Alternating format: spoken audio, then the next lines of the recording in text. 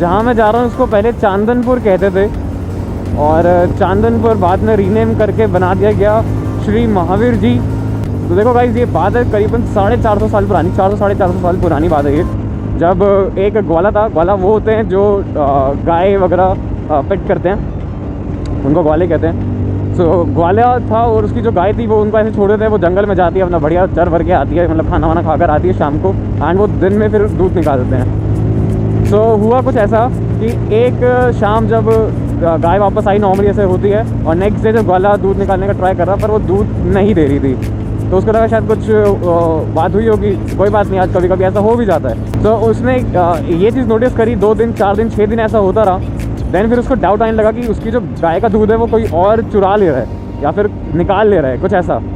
सो वो उस गाय का पीछा करता है, उस पूरे दिन उसका पीछा करता है, एंड शाम को जा कर के शाम तक उसको कुछ भी नहीं मिलता।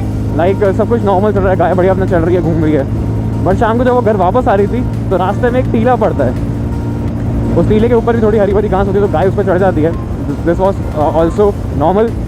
एंड फिर वो देखता है कि एकदम से जो दूध है वो गाय का एकदम से उस टीले पे गिरने लग रहा है। तो ग्वाले का डाउट होता है कि there is a natural power उस टीले के अंदर, टीला यानी कि सैंड का हीप।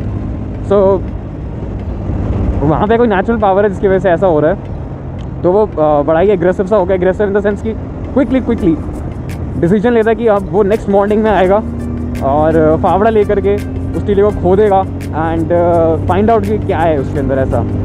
एंड नेक्स्ट डे आकर वो बहुत तेज़ी से उस टीले को खोदना स्टार्ट कर देता है और उसको खोदते रहता। शाम हो जाती है, कुछ नहीं निकलता उसमें से। तो वहीं पे वो थक कर सो जाता है। एंड फिर देव उसको एक सपना देते हैं कि इस टीले के अंदर महावीर भगवान जी की प्रतिमा है, तो इसको प्यार से खोदूँ, ऐसे एग्रेसिव होके नहीं। तो नेक्स्ट डे ग्वाला उठता है और फिर आराम से उस टीले को खोदना स्टार्ट करता है। एंड देन बूम, बहुत ही ज़्यादा चमत्कारी मूर्ति उसमें से निकलती है। वो हाथ जोड़ता है, नमन करता है और उसको एक कुटिया में, पक्का हाउस होता है, एक कच्चा हाउस होता है, तो कच्चा हाउस को आप कुटिया कहते हो, उस कुटिया के अंदर जाकर मूर्ति को विराजमान कर देता है। एंड वहाँ पे बहुत सारे लोग आते हैं दर्शन करने उस मूर्ति के, अपने लिए प्रेयर्स करते हैं, मन्नतें मांगते हैं, और धीरे धीरे देखते हैं कि उनकी मन्नतें जो हैं वो पूरी होने लग रही हैं, जो वहाँ पर आके मांग रहे हैं उनको मिल रहा है। तो समझ आते हैं कोई आम मूर्ति नहीं है, बहुत ही चमत्कारी मूर्ति है। तो ऐसे सब चल रहा होता है। और एक दिन वहाँ पर एक सेठ होता है, अमरचंद नाम था उसका।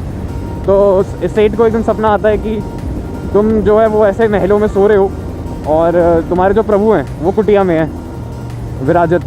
तो उसको थोड़ा सा ऐसा बुरा सा लगता है, गिल्ट सा लगता है।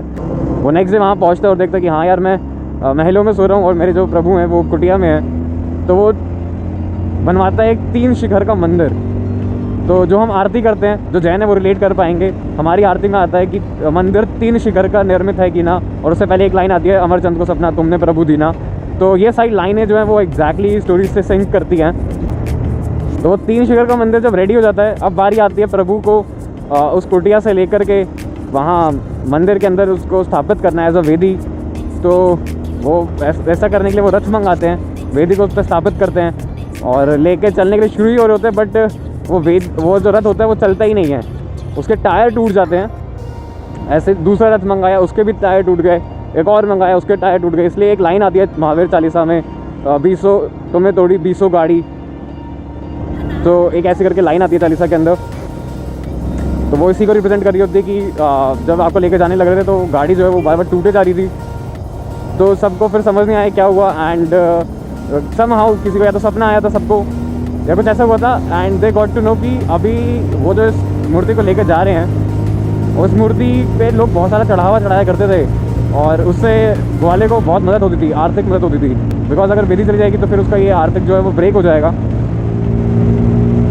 सो दैट्स व्हाई वो सब क्या डिसाइड करते हैं कि जिस टीले से वो वेदी निकली थी वहाँ पे चरण स्थापित किए जाएंगे प्रभु के, और उस चरण पे जो भी कोई दान करेगा, द्रव्य चढ़ाएगा, कुछ भी करेगा, वो सब ग्वाले के परिवार को जाएगा। ये डिसाइड हुआ और उसके बाद जो है वो रथ चल पाया। तो ये पूरी स्टोरी है। एंड वेदी को वहाँ पे स्थापित किया मंदिर में। तो बहुत ही प्यारी वेदी है। मैं फ़ोटो भी अटैच कर दूँगा यहाँ पे आपको स्क्रीन के ऊपर, आप देख सकते हो कितनी प्यारी मूर्ति है ये।